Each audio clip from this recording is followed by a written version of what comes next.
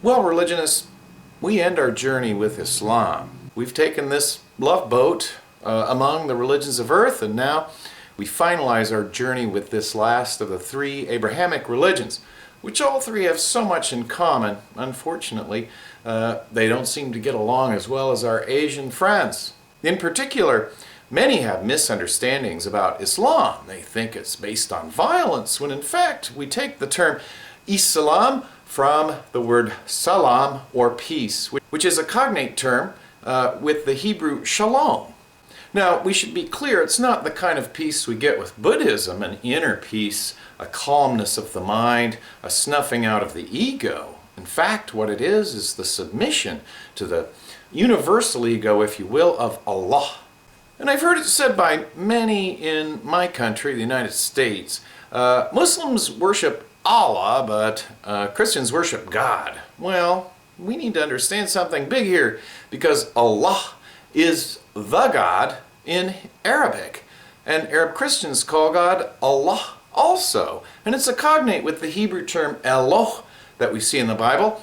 The plural Elohim, that's not permissible to say Allahim, because there is no God but God for the Muslim. And a Muslim is one who has then submitted to the peace of God. We can say off the bat that Islam has more in common with Judaism because of its emphasis on strict monotheism. There's no Trinity in Islam or Judaism. These are religions based on the prophet and the law of God. And so to say Muslims worship Allah, but Christians worship God, it's like saying Spanish people worship Dios, but English people worship God. Like Judaism and Christianity, Islam claims to worship the same God revealed through Abraham and Moses, the prophets, Jesus, and finally, of course, the prophet for them, the last of the prophets, the seal of the prophets, Muhammad. It's kind of wrong to think of Islam as a religion of the Arabic people. In fact, not many know, Indonesia is the largest Muslim country on the planet, so we can call it an East and Western religion, although coming from Abraham, and here we can see the famous scene where Abraham casts out his concubine Hagar with her son Ishmael, who Arabs claim is their own ancestor, and that Abraham and Ishmael built the famous Kaaba shrine in Mecca today.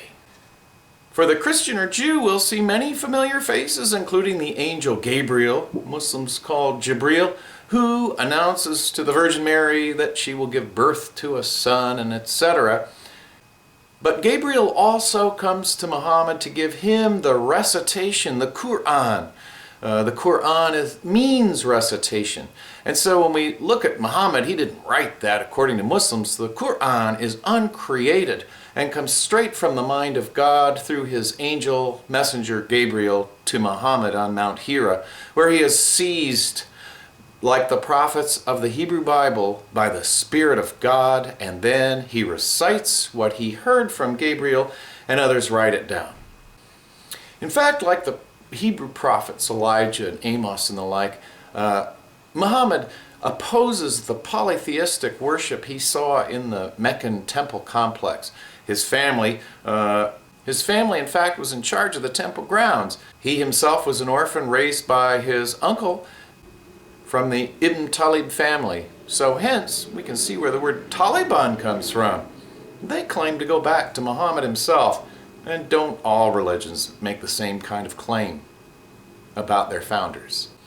Not many know Muhammad's first wife, Khadijah, was 15 years older than him. She saw what a bright and able business person he was and married him, and was also the first to tell Muhammad that his visions were not a sign of insanity, but that he had in fact received a revelation from God.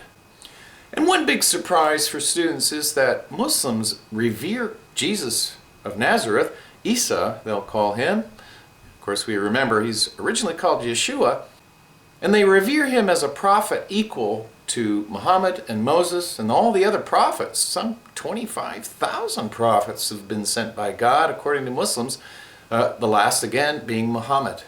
So here we can see how Muhammad can be depicted in a, can we say, kosher way, according to Muslims, As a mosaic, if we recall, Moses himself opposed idol making, as did Abraham himself. According to the story, he smashed all the idols in his father Terah's idol building shop.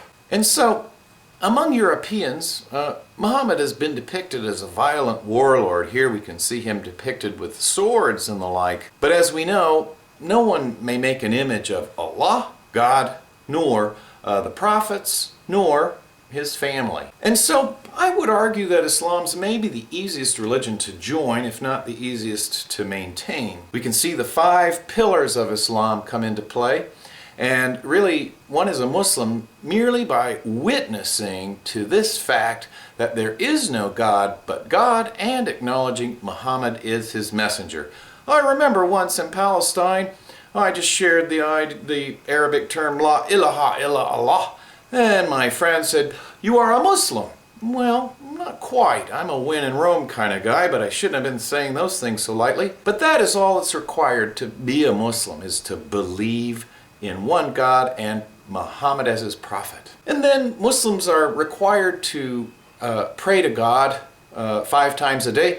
If one sees a Muslim with this mark on his forehead, that's an acknowledgement that he's no slacker. We're told that in Muhammad's journey to the 7th heaven, where he saw Moses, Jesus, and the prophets, that he and Moses bartered with God about how many times to pray, down from 45. Although I'm told Muslims can kind of fudge the 2nd and 4th into the 1st and 5th if they like. And really, unlike any other religion, Islam requires giving to the poor. It's not merely an acknowledgement. It's between the believer and God. No one enforces this, but it's 2.5% of one's savings. The idea is not income. The idea is that savings are sitting around money, and you can give this 2.5% of your savings to your family members who are poor, or even a non-Muslim who's poor. So it shares that social consciousness we already saw in Judaism and Christianity, and I really think that's the genius of the Abrahamic religions, is that social consciousness. And we may recall from Christianity,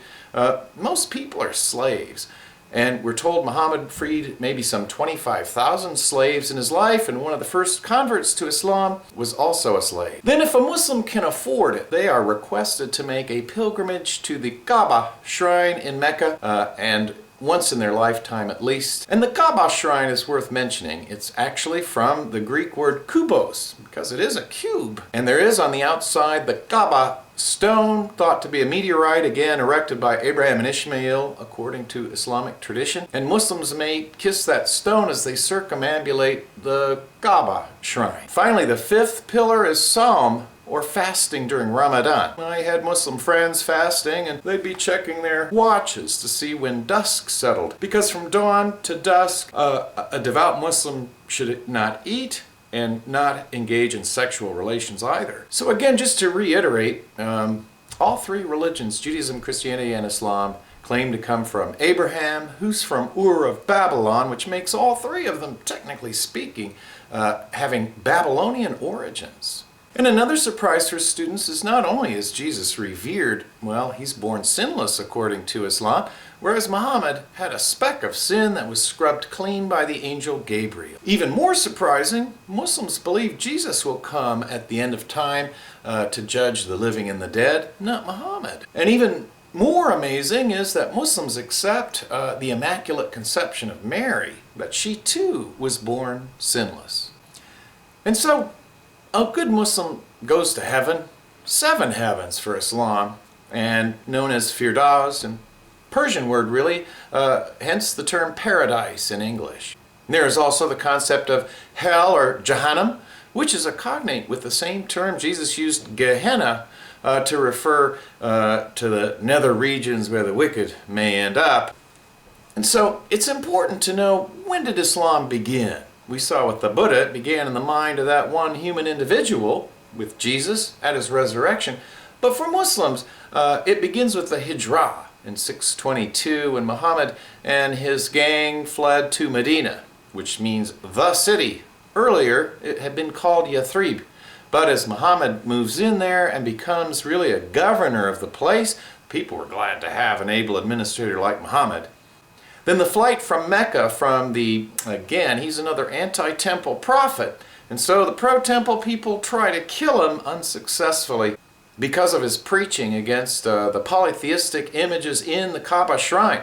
Well, I have heard there used to be images of the Buddha, Jesus, Mary, and the like in that Kaaba shrine, and now, well, there are none. So with Muhammad, we see more a prophet like Moses than the other prophets. He's going to be a military leader. We'll see that the Muslims in Medina attack the Meccan caravans. And in 630 they capture Mecca, and culminating his life and career, then Muhammad dies at 632 of the Common Era. Though Muslims reckon their calendars AH after the Hijrah, and so the year 622 is the year 0 in the Muslim calendar. And so it's odd that this man Muhammad, whose image we can't depict, is actually a role model, ethically and morally, for all the countless billion-plus Muslims in the world.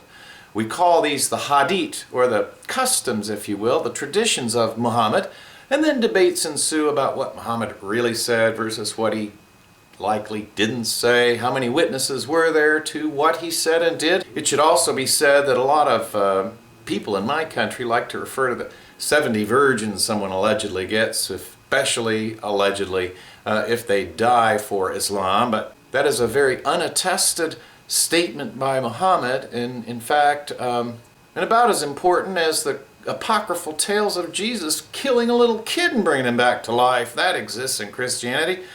But no Christian takes those texts seriously, and the same with Muslims around the world. In all my years of teaching, no student has ever been able to differentiate a Sunni from a Shiite. And how tragic, since the United States has been fighting wars for how many years now? 12, I believe. And isn't it a crime that our media can't explain the basic difference? And it just takes 2 sentences, really. The Sunni follow the Sunnah or path of Muhammad, and the Sunnis will tell you Muhammad's family is just another human like the rest of us. However, the Shiites, really the Shi'at Ali, the sect of Ali, claim that Muhammad's bloodline and genealogy are very important, and so we can say the descendants of Muhammad are considered Imams or guides for people. So the Sunni follow the Quran strictly, and the Shiites follow their Imams, which we won't see in the Sunni world. In essence, Sunni Islam is a bit like Calvinist Protestantism, and the Shiites are a little more like Catholics with specially ordained people as clergy. And as well, the state of Tennessee in the United States banned the Sharia law, little knowing perhaps how much it's based on Hebrew Bible law, and so much in common as well with Catholic canon law and the like. And so for the Sunni, learned elders called the ulama teach the people the meaning of the Quran, although every Muslim is encouraged to read the Quran and decide for themselves the truth of things. We should note there were 7 fitnas, or civil wars, in Islamic history in the early days. So again, like the Jewish tradition and the conquest of Canaan, well, there was a lot of fighting, really. And much of this involved infighting. Muhammad's cousin Ali, in fact, was the very charismatic relative. So after Muhammad's death, we see the emergence of Abu Bakr, the first Khalifa, rightly guided leader of the faith. And he is one of Muhammad's generals. The 4 first are called the rightly guided caliphs, Abu Bakr, Umar, Uthman, and finally Ali, Muhammad's cousin. And of course the reason for the season for the Shiites, the sect of Ali. So there is no emperor in the Islamic world. These caliphs are guides.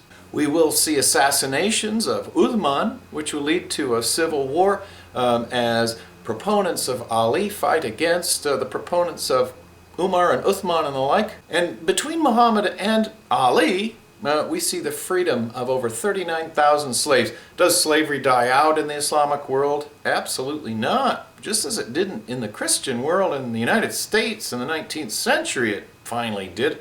In spite of the fact of Christianity's railing against slavery like its Jewish predecessor. So when the caliphs are fighting the vast Byzantine Empire run by mercenary slave soldiers under the emperor, the Muslims had no emperor. And I like to ask students, if you were a slave soldier fighting for the Shah of Iran, the emperor, And you knew that if you surrendered and ran to the other side, to the Muslims, that you would get your freedom, one might see vast armies just cave in as they did.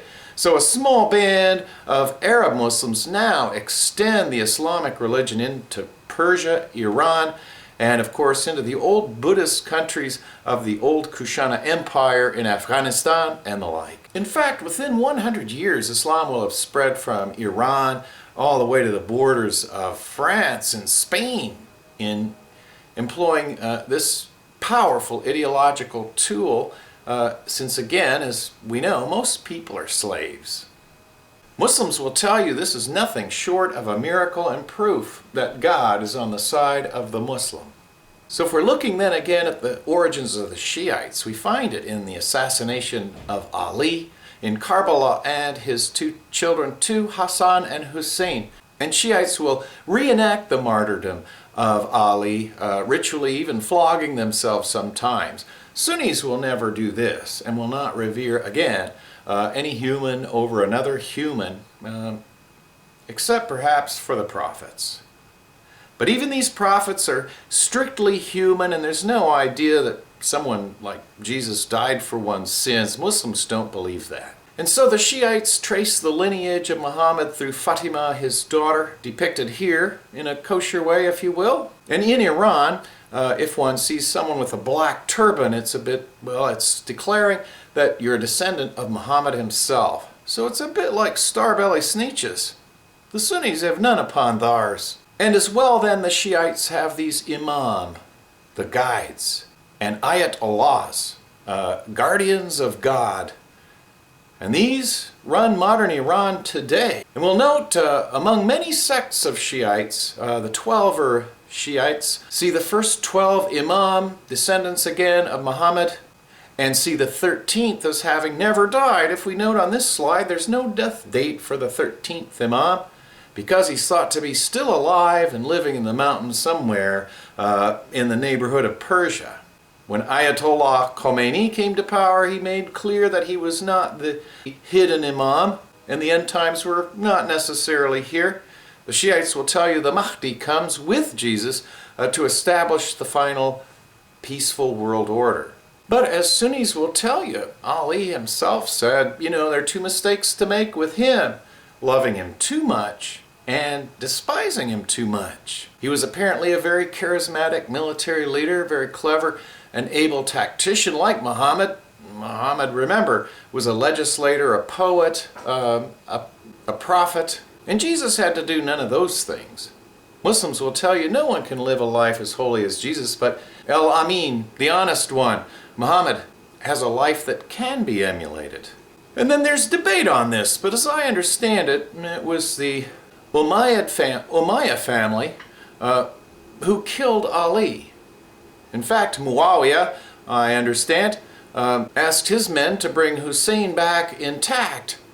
Instead, they brought his head back in a box, and that's not a good thing to do if it's the grandson of the Prophet. And the Umayyad family then was connected to the original Kaaba shrine temple complex before Muhammad's time as well. The Arab Umayyad Empire dissolves into the Abbasid Empire, and this gives us about 7 centuries of Arab Islamic empire. Muslims have a consciousness of always having had the caliphate, if you will, and having had a superstate consciousness since the beginning. During this period of the Umayyad and Abbasid dynasties, we see the flowering of science in the Islamic world, while Europe is reeling in the Dark Ages, where 1 in 3 are dying from the Black Death. The Western Roman Empire has crumbled, and Islam brings back, eventually, the Greek classics, Arabic numerals, which are really Sanskrit Indian numerals, and so much learning and science. And great thinkers like Ibn Sina or Avicenna and Ibn Rushd, Averroes, bring new concepts of theology, including the proofs for the existence of God. And Ibn Rushd himself believed that all we can know is existence. We can't know substance of things or the essence of things, but only what we can empirically see for ourselves. And so here we can see the general spread of Sufis and Shiites around the Islamic world in the Middle East. And we can see in purple there Wahhabism of Saudi Arabia, a very strict reformist sect beginning in the 19th century. And so the conflicts between the strict Sunnis and the Shiites mirror the conflict between Protestants and Catholics. If we remember from our last unit, Protestants and Catholics are fighting over political differences. So the Protestant Calvinists, as we may recall from our last unit, will tell you the Bible and the believer are all that's required for Christian faith. The Sunni will tell you the same thing about the Quran and God and the individual. But the Catholics, of course, as we know, have specially ordained saints, cardinals, bishops, priests, just as the Shiites have their ayatollahs and their imams, even though, of course, Catholic power is not invested in a genealogical status. We will also see a third division of Muslims, the Sufis. And this term refers to the wool they wore.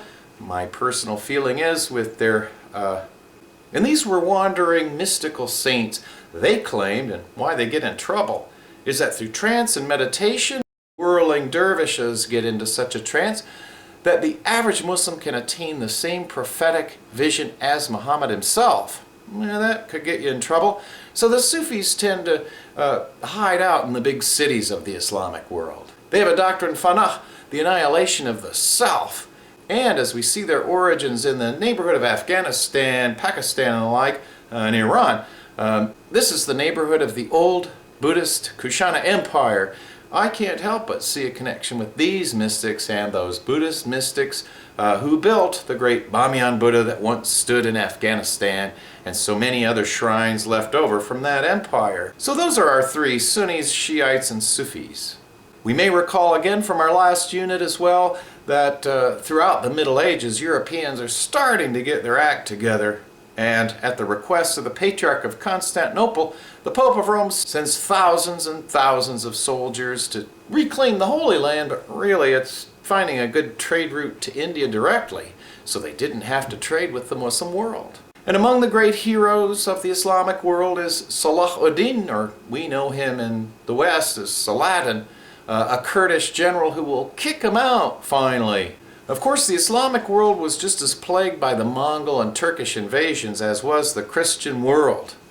And little known fact, Muslims and Christian powers joined together to try and fight him, but I'm afraid there's no stopping Genghis Khan. Eventually, the Turks will supplant the Arabs as powerhouses in the Islamic world, and the Seljuk Turks will establish the Ottoman Empire named after Uthman, that third rightly guided caliph. In fact, it's a little known fact that when Martin Luther starts his reform against the Pope of Rome and the Catholic Church, the Ottoman Empire welcomed Protestants as people of the book, and even supplied the Germans and the like with weaponry.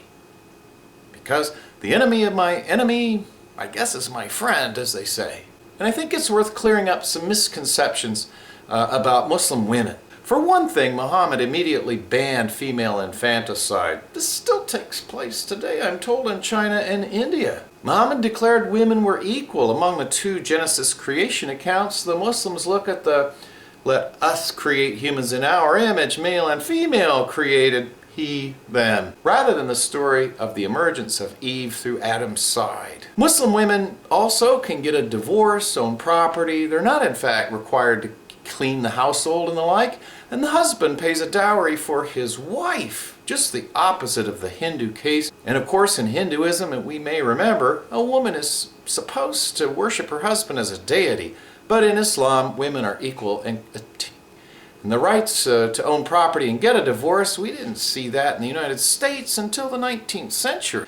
And likewise, many don't realize the Muslim woman's only required to cover her head. Well, Paul the Apostle says the same thing, and as Muslims will tell you, the Virgin Mary herself has her head covered. Those are just Bible fashions. The Amish in our country cover their heads too, and a Muslim man is also expected to cover his head, and in effect, the beard that is required of the Hebrew Bible, we see it in Judaism and Islam, and once, and still to some degree in Christianity, a beard, so that the Muslim man is equally clothed. I walked down the streets of Bethlehem in my shorts once, and oh, did I get looked at like, whoa, this naked guy, what's he doing here? I like to ask my students, what if I were to walk around naked in town? What would happen to me? So it's really just a question of degree. And this penchant, I'll call it a Greco-Roman return with bikinis and the short shorts and all that, is all anti-Bible stuff. So if one is going to be consistent and follow the Bible, as they say, then likewise in the New Testament, Paul tells us women should not speak in public or in the church, and they should cover their head and never cut their hair, and it's an abomination if they do so. And so we may recall the Ottoman Empire lasts until the end of World War I, and then so many Muslim countries in the Middle East, around the Mediterranean, were taken over by the French and British. Even the Italians got in on that and ruled these Muslim countries for quite some decades. Personally, if my country had been invaded and conquered, I think I might resent those people myself too. And I'm quite sure the Texans in my country would be roiling mad to this day had it happened. So we need to understand the causes of this resentment. The Crusades were devastating, and madness attacks with the Christians engaging in cannibalism and the mass slaughter of really Jews, Christians, and Muslims. So people and cultures never forget these kinds of things. And that brings us, well, to the problematic question of Israel. As we recall, that is a synonym for Yaakov, Jacob, he who struggles with God, Israel. And I just know I'm going to get negative comments about what I'm going to say. The ostensible reason for the existence of Israel is the promise to Abraham that he shall have this land, a bit of land in Canaan, not as big as modern-day Israel, in fact. And it's not just the Holocaust. Zionism, this urge to return to Israel and live as one people in that land for the Jews, begins in the 19th century. And we've got to know the terrible pogroms we saw in Russia, Poland, and the like. The genocide began before the Holocaust, in fact. As famed Palestinian author Elias Shakur put it, well, the Jews of Europe were standing on a burning building. We understand why they jumped, but they landed on us, and we deserve consideration and fair treatment. Of course, a lot of American Christians feel that when the Jews return to Israel, that'll signal the return of Christ himself. So they're very supportive of this Zionist state. And for Muslims, it looks a bit like the return of the Crusaders, because there's no doubt about it, Israel wouldn't exist if it weren't for the backing of the British and the Americans, among others, and then those Christians with ulterior motives, perhaps. Oddly enough, there were a small percentage of Jewish people already living in Israel, maybe about 1%. And these, along with the Arabs, the Palestinians, remember that term's from the Philistines. This is an ancient conflict, in a way. But even those Jews in the region, I understand, viewed the Zionists as invaders. Oddly enough, the Hasidim, those set aside, pious Jewish people, consider the state of Israel an abomination because, according to Jewish tradition, only the Messiah, the anointed general, if you will, of God, can establish the state of Israel. So for these very devout, shall we say, Jewish people, the Zionist state is an abomination because it was established by humanists. Oftentimes these are even atheist Zionists. For Zionism is a political movement. It is not Judaism itself, even though, of course, it is a movement comprised of Jewish people. So I hope I shed some light on this Islamic tradition. It's not what people in my country think it is at all. And the idea of jihad, in fact, begins in one's heart foremost. Jihad is about the inner struggle one has with faith and obeying God's will. Jihad is about struggle in general, but it can also lead to military fighting. Though again, it's not its first meaning, it's that inner struggle. And if someone invades a Muslim country, it is their right to self-defense. We have similar doctrines in Christianity with St. Thomas Aquinas and St. Augustine. They'll argue for self-defensive wars as well. But if we want to understand the vast spread of Islam again, it is its anti-slavery stance. And therefore, like my country, we feel like wars to spread democracy are legitimate. Muslims likewise feel that they are liberating other peoples from bondage. And then, as slaves are liberated, they join the ummah, which literally means the mama. That's the feminine in Islam. It's the whole community, like a great global family. Muslims look at each other with brotherhood and sisterhood and know they can count on each other, or should be able to count on each other for help in times of need. So with that, I think there's no better ending than Salam Alaikum, or peace to you, the common greeting we find in Arabic Muslim countries. Salam Alaikum.